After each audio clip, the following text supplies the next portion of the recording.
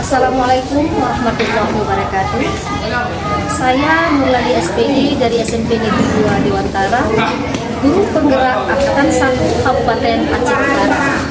Hari ini saya akan berbagi pengalaman selama saya mengikuti dan setelah selesai mengikuti program guru penggerak di Angkatan 1.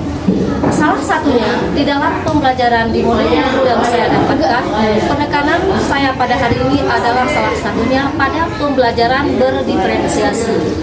Di dalam pembelajaran berdiferensiasi, dulunya di dalam kelas saya mengajar, saya memberi batasan kepada siswa apa yang harus mereka lakukan, produk apa yang harus mereka hasilkan.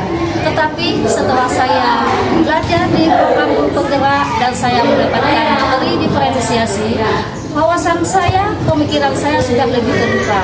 Jadi di sini implementasi dari diferensiasi ini saya terapkan di dalam kelas.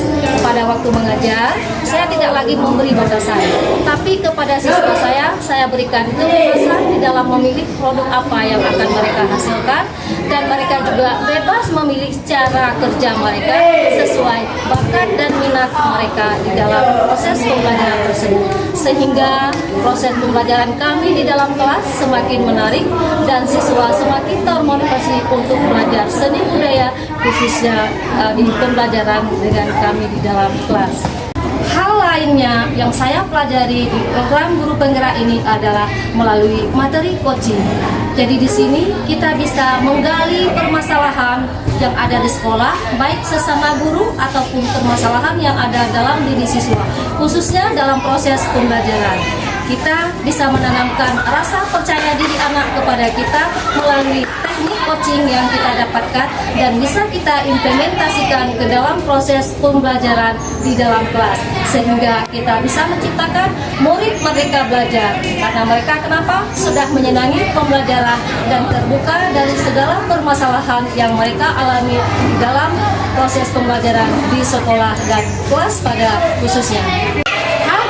Lainnya yang kita dapatkan di program guru penggerak ini adalah dari keseluruhan modul yang sudah kita pelajari, yang pasti rasa percaya diri kita sebagai guru semakin meningkat.